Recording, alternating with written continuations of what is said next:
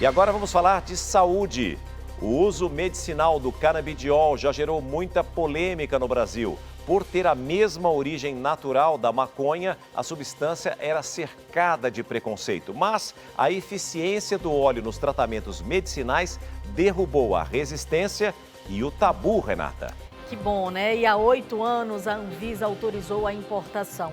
Em 2020 chegou às farmácias o primeiro extrato nacional. Agora o estado de São Paulo acaba de sancionar uma lei que garante a distribuição gratuita desse óleo, que traz alívio a milhares de vítimas de dores e doenças crônicas sem cura. Entenda melhor na reportagem de Samara Bastos.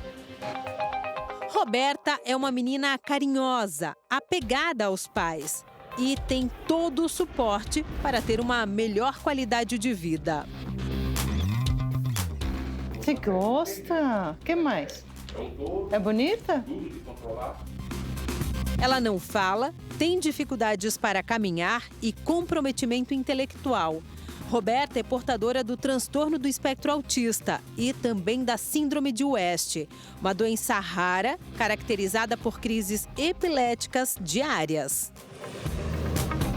Em torno de 4 a 5 crises. Algumas fraquinhas e outras já mais perigosas. Muitas vezes a gente já foi para o hospital com ela desmaiada, em convulsão.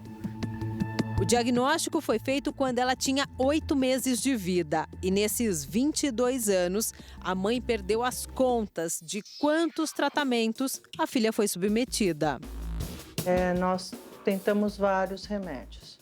O efeito era um controle, mas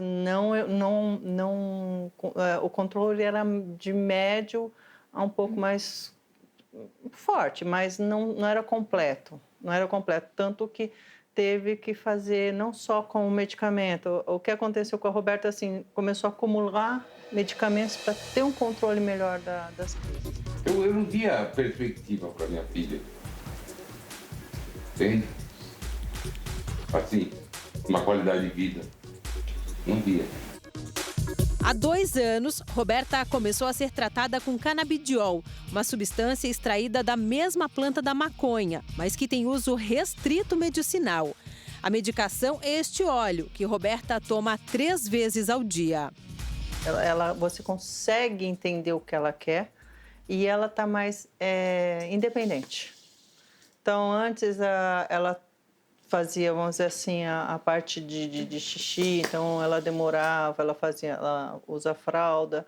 Hoje não, hoje ela vai ao banheiro, ela faz no banheiro, algumas vezes faz na fralda, mas ela está começando a ter iniciativas, ela está começando a ir procurar a situação. Ela vai, olha para mim, tipo, ela quer alguma coisa, ela tenta se comunicar. Além do melhor convívio social, as crises epiléticas também diminuíram, o que é um alívio para os pais. Tem isso também. Ela está mais calma. Ela está mais fácil de lidar. Mesmo assim, o trabalho todo que tem, de dar um banho, de cuidar, de levar para lá e para cá, ela está mais fácil de fazer as coisas. A gente observa uma melhora em diferentes condições porque os canabinoides eles agem tanto no sistema nervoso central como no sistema nervoso periférico e células, por exemplo, células do sistema imunológico.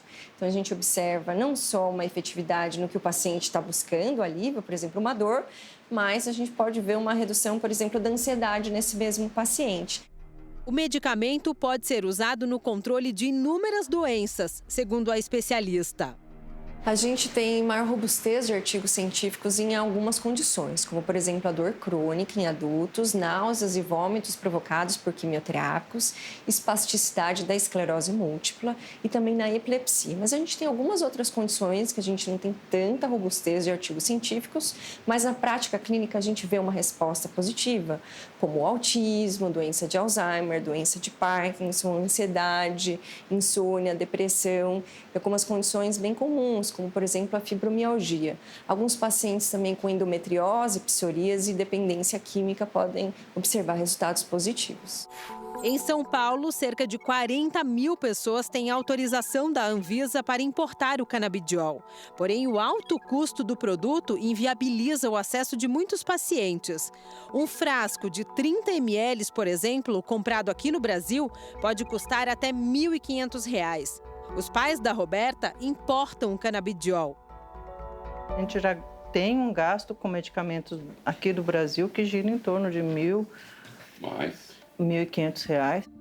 Roberta consegue o canabidiol através de uma liminar que determina a obrigatoriedade do governo em pagar pela medicação. Mas em breve, essa burocracia deve acabar. É que o governo de São Paulo sancionou no fim do mês passado uma lei que prevê a distribuição do medicamento pelo SUS. Tivesse funcionando as medicações da farmácia, a gente nem ia estar falando de cannabis aqui. Mas existem milhares de condições de pacientes que não têm alívio com os medicamentos disponíveis na farmácia.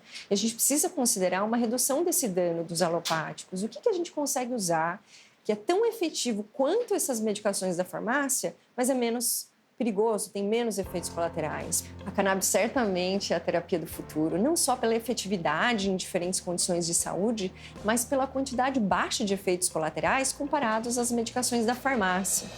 Pacientes com indicação e receita médica devem receber o medicamento nos próximos meses, depois da regulamentação da distribuição.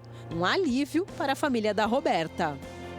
Se me falta a liminar e eu tenho esse remédio no Brasil de graça e com a doutora fazendo a prescrição correta, eu fico muito tranquila.